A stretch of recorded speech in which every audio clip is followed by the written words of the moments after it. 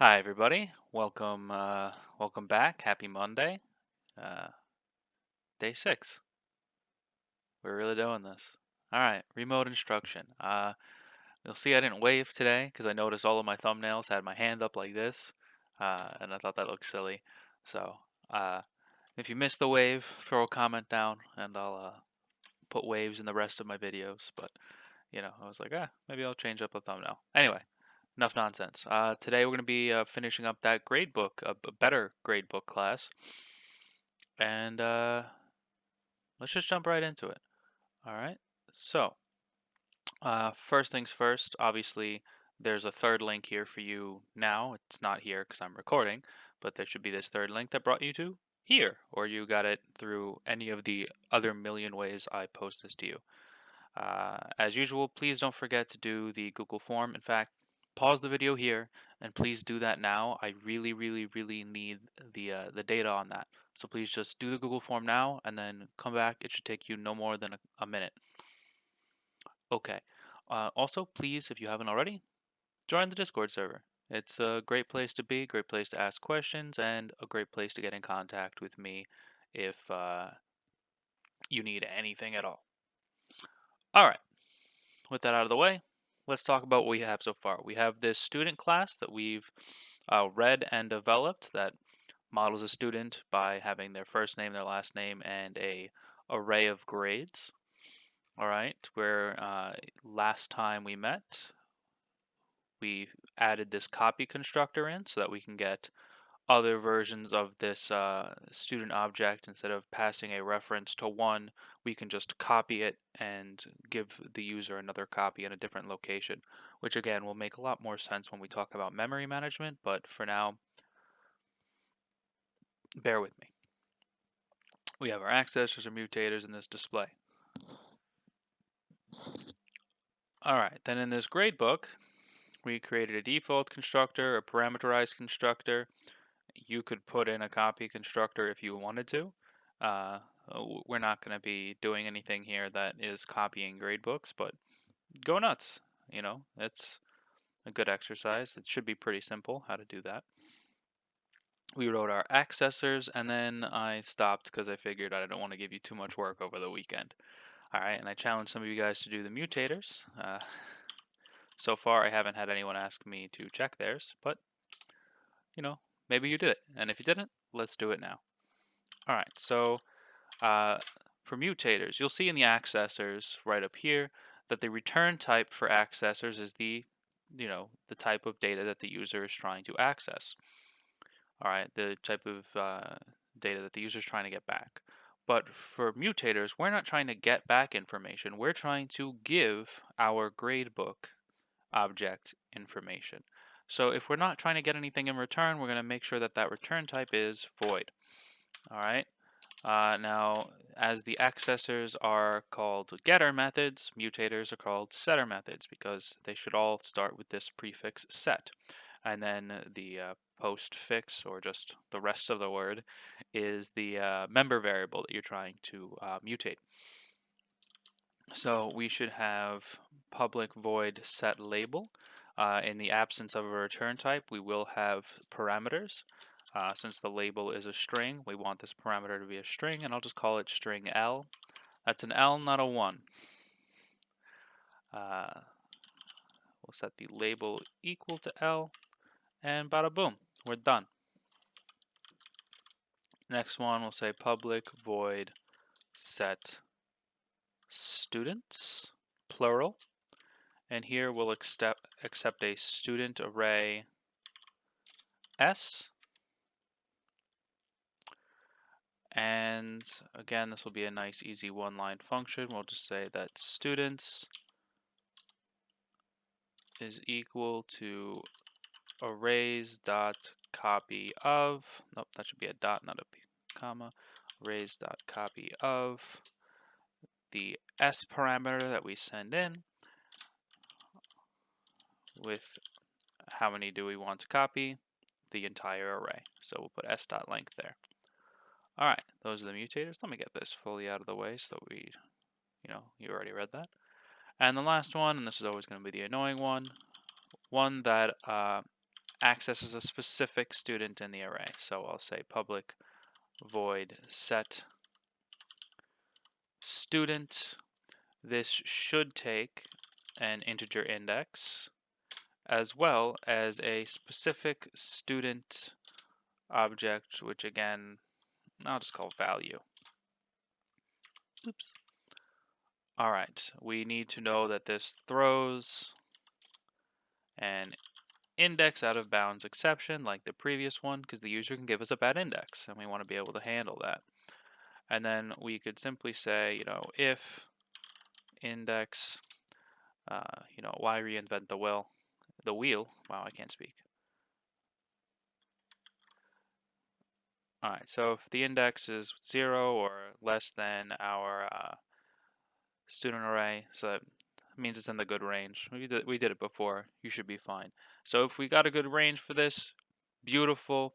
Then we'll just say the students array at the index that they give us, set it equal to a new student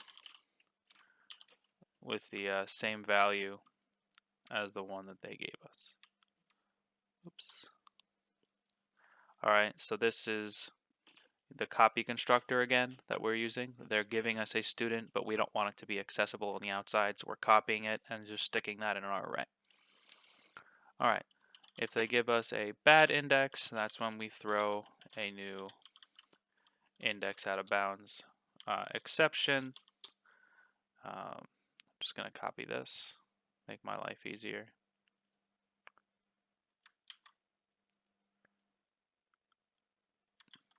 And then it'll say invalid index in set student, and this has two parameters, int and student. Cool. All right, we run this again just to make sure that we don't get any red text here that says you did something horribly wrong. If you do get red text here, post it in the Discord channel. I'll be happy to help. I'll probably be in there by the time you're doing this. Or if you're doing this late at night, I might still be there because I keep it open for the students because I care. Or I'm asleep. All right. We did our mutators, and then the last two, I want to do two more functions. I want to have a function that gets the class average, and a display function like the other one. So let's do the class average one first, because the display function is pretty easy if you recall the last one. So we'll say public. Now, if you're getting an class average, that means you want to get the average grades of all of your students, and then you want to average that, right? So we're getting two averages, or rather several averages and then one big average. So let's do that. Well, firstly, if we're getting the average of the grades, what are the grades but doubles? So we want this to return a double value. We'll just call this class average. If you want, you can call it get class average. Just make sure that you know to use that terminology every time you call this function. All right, we're going to have a double that says we're going to have it the sum of student averages and set that equal to 0. You'll notice that I write this variable in lower camel case, just like I've been writing everything in lower camel case. I suggest you do the same. Fun fact, exceptions and class names are what you actually put in upper camel case, which is why index, the I is capitalized. Just, you don't need to know that. That's just, I don't know. I've been talking a lot about lower camel case with my other students. All right.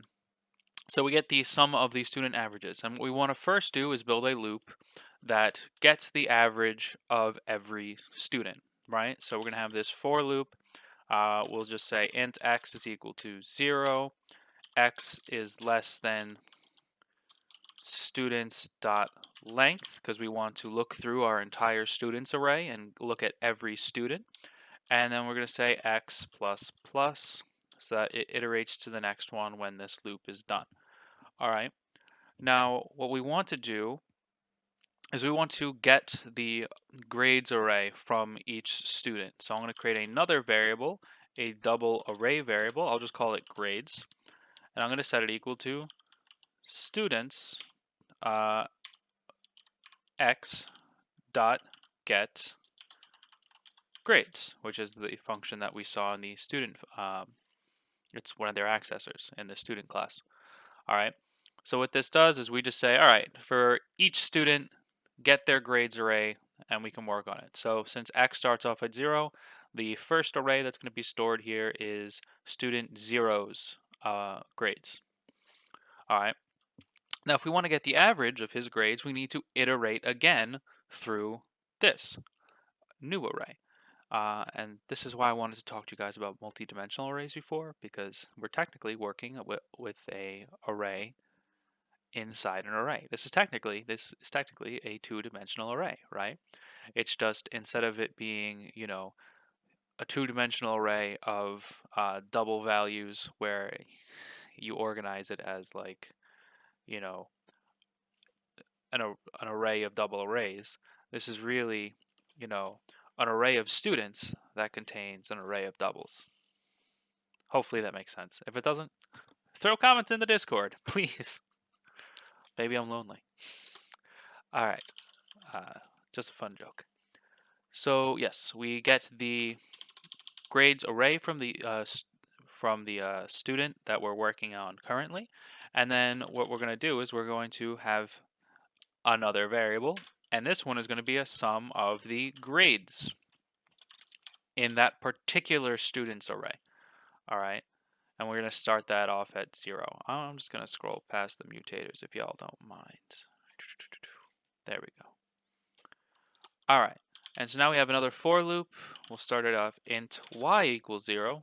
We use a different counting variable because we have nested loops and we don't want there to be conflict there. We'll say y is less than grades.length. So we look through that entire array. We say y plus plus. And the contents of this loop are simple.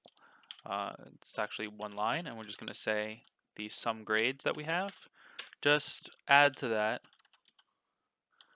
whatever grade we look at in the array. And so now what's happening is we're looking at our students' grade array, and we're saying, all right, they got 100, 90, 100, 80, 100, whatever, just example.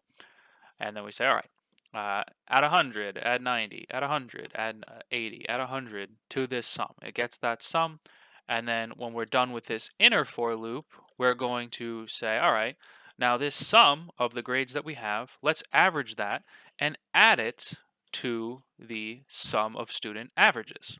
So I'm just going to say sum of student averages plus equals the sum of that particular student's grades divided by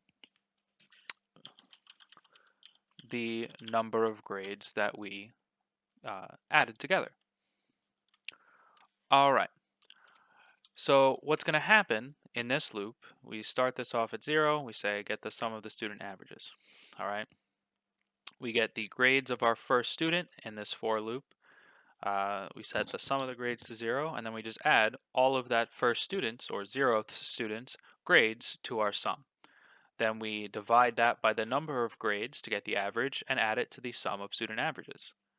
Then we do this for loop again. We get the next student, so then sum of grades goes back to 0. We add all the grades of that next student, get the average, and add that to the sum of student averages. And we keep on doing this for every student until the sum of the student averages variable is exactly that, the sum of the student averages. And then if the user wants the class average, which is the purpose of our function, all we have to do is return the sum of the student averages divided by the number of students in our gradebook. Which, what can we write to get the number of students in our gradebook? I'll give you guys a chance to just sort of guess it, or not guess it, just know it. Students.length. If you were able to think of that on your own, fantastic. And if you weren't, that's also fine.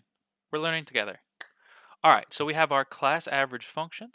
Last thing we're going to write is our display function. All right, feel free to pause it here if this is something that you're still writing. But I'm going to move on. All right, so display function, just like our display function in our student class, it's going to be void because I don't actually want to return any data here. I just want to write to the console. All right, and I'm going to say public void display and very simply output the information about the class. I'll say system.out.println, the label, colon space, is, and then I'll just concatenate the label member variable. Then I'll say system.out.println, the students. Now this will be a slightly more to write, but it's actually not that bad. We'll have a for loop int I equals 0. I is less than students dot length I plus plus. I know I alternate between using x and y and I as the counting variable. It's really just because it doesn't matter what you use. It could be any variable name. Again, you could call this Mickey Mouse. It's just I is usually the easiest for me to type. I just don't use that for nested loops because some of y'all will be confused between the i's and the j's since they look so similar in this editor. Anyway, enough brief asides from me. We're going to say system.out.println. I'm just going to put several dashes and then student and a space. Then I'm going to concatenate I plus 1 because the user will probably not be thinking in terms of numbers start at 0, but instead numbers start at 1. So we try to accommodate to them. And then I'm just going to copy and paste the same number of dashes so it looks even and nice. All right, so we label what we're going to be putting out there, and then I'll just say students at index I dot display. We're actually going to be using the display function that we defined in our student.java, which, fun fact, also has a loop in it, which sort of makes this another nested loop on a two-dimensional array. Maybe you think that's cool. You probably don't, but I do. All right, so we're done with our gradebook class. Let's just write an example program in our main.java.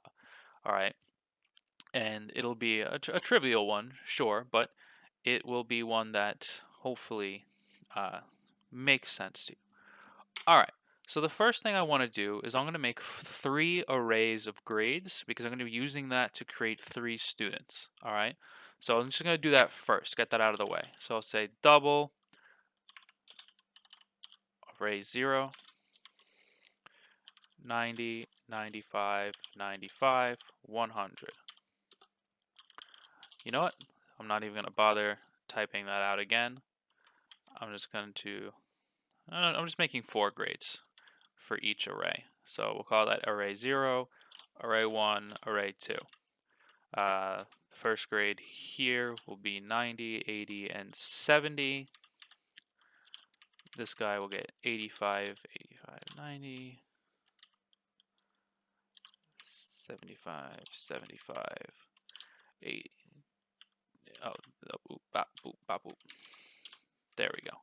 All right, so this first student gets 90, 95, 95, 100. Next student gets 80, 85, 85, 90. And this last student gets 70, 75, 75, 80.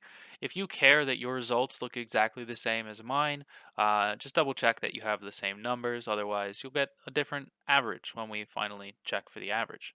All right, now what I'm going to do is I'm going to create an array of students. All right, and that's by just saying student array S is equal to a new students array of size 3. We're going to have 3 students. All right, and this will fill this with this array is not actually filled with students right now. It's filled with null objects because we haven't initialized any of the elements in our array. So what we're going to do now is we're just gonna do it by hand. So S0 is equal to new student. And you know what? Let me just finish writing out this first one and then I'll just edit. I'll copy, paste, and edit.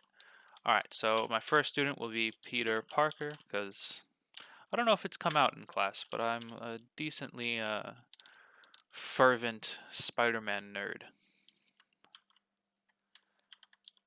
All right, now let's just copy, paste, and change. I'll make that S1, S2. All right, let's make these all Spider-Man universe people. So I'll call this guy Flash Thompson. and make his grades array array 1. Make this person's grades array array 2. And let's make this last student Harry Osborne, Peter's friend and eventual Green Goblin. You don't need to know that stuff. All right, I'm going to make a new gradebook, G. I'm going to set it equal to a new grade book. So that's, we're going to say the label of this gradebook is Midtown High, the high school Peter Parker attended before he went to Empire State University. And I will send it the student array that we just made, S. Okay. Now we're just going to do very simply, first G dot display. All right, and this should display all of the information that we have here. All right, if I run this and cross our fingers that we didn't make any errors. Aha!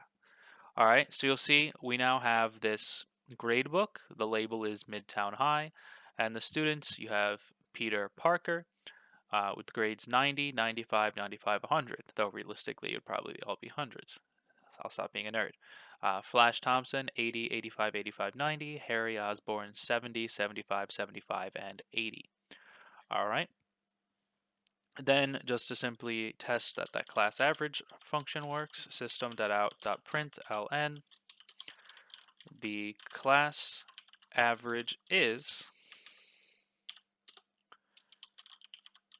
system.out.println g.class average.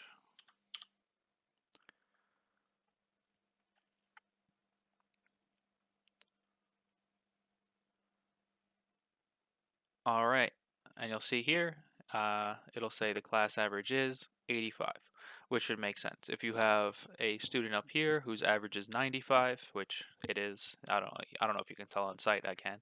So this person averages 95, this person averages 85, this person averages 75. The average of those three students is 85. So, all right. So we're done. We did it. I know this was a longish video, but there you go. You've got the gradebook class under wraps. Um, Here's my question to all of you. Obviously, if you have this and this is working well, make sure you run it to test that it is. Then you're great. My question is, do you guys want to keep working on this gradebook class? Because there are some things that we can add to make it more interesting. Or would you like to move on to a new venture? So what you can do is you can throw that in the comment section of this YouTube video down below. And if it turns out that a lot of you want to keep doing this, the next video I post will actually improve upon this further. We can make like a menu system. We'll have fun with it. Um, we'll make it interactive. But if not, we'll continue on to our next topic. All right. Make sure you do the Google Forms for attendance. Join the Discord class if you haven't already, and I'll see you tomorrow. Bye.